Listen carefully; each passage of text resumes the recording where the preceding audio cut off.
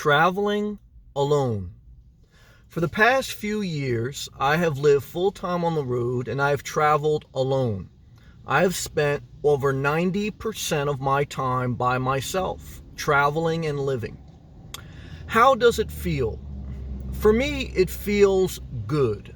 Why? Because even when I was younger and we would go on family vacations or I would go out with friends, I always enjoyed getting away and being by myself. There was a higher anxiety, more frustration in traveling with other people and being with other people because I'm going at their speed. There's a compromise. When you're traveling with two people or more, it's not just based on how fast you want to go, how slow you want to go, how many stops you want to take, how many stops you don't want to take. Your wants and desires are shared with someone else. And even if you're very similar to someone else, you're different. Each of you have a different fingerprint. Each of you have a different personality. So to be in sync and to travel is impossible. You can be very similar and you can enjoy some parts of traveling together. But for me, in my personality, I do better alone. Okay, traveling alone and living alone. Because I don't want to stop at a rest area and wait for someone else. I don't want someone else to have to wait for me.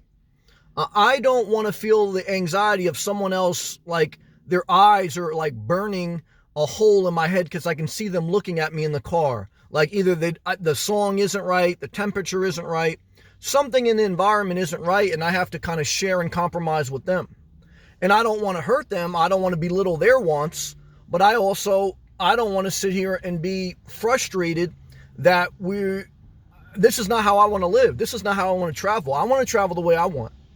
And that's why evaluating myself as a middle-aged man, looking back, when I would be frustrated on family trips, sitting in the back of the car like, oh, I want to be by myself. I want to get away from this. When I would be frustrated, just being around a group of people, even though I'm good with people, I'm not antisocial, but I personally have the type of personality where I prefer to be alone. So I prefer to travel alone. I don't get lonely. I won't say that. I will say humans are emotional. So there's a level of times that you may feel lonely and I may feel a little bit lonely, but then I reflect on my actual life experience. That when I've been with other people, I've been more frustrated, more emotionally unhealthy than I am when I'm by myself. So nothing is perfect.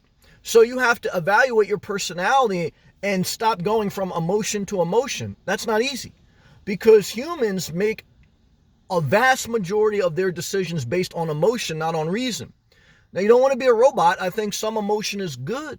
But if you're too emotional, the tail wags the dog.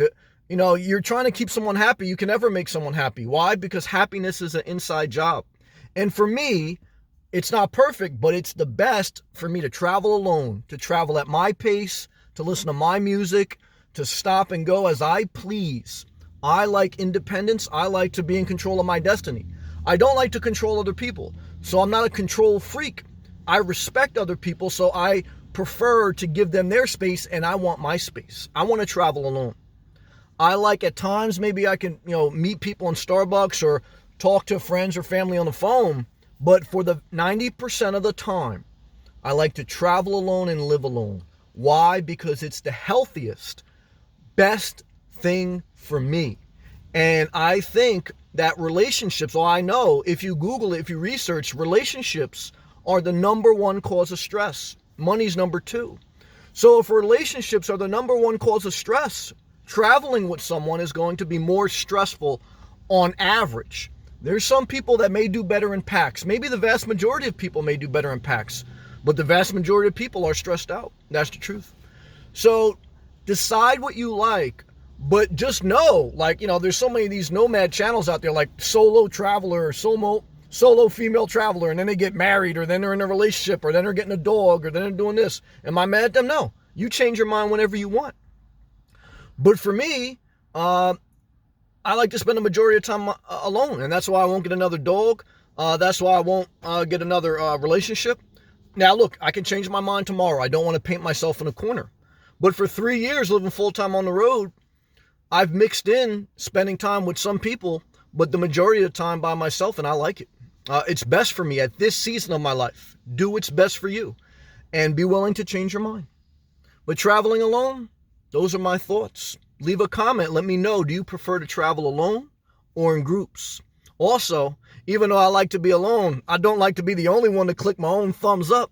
So click the thumbs up on the video, share the video, subscribe if you're not. Why? It's free. I mean, come on, don't be so stingy. You can't give me a thumbs up and subscribe. And have a great day, guys. All right, stay positive. Keep pushing forward. Peace and love.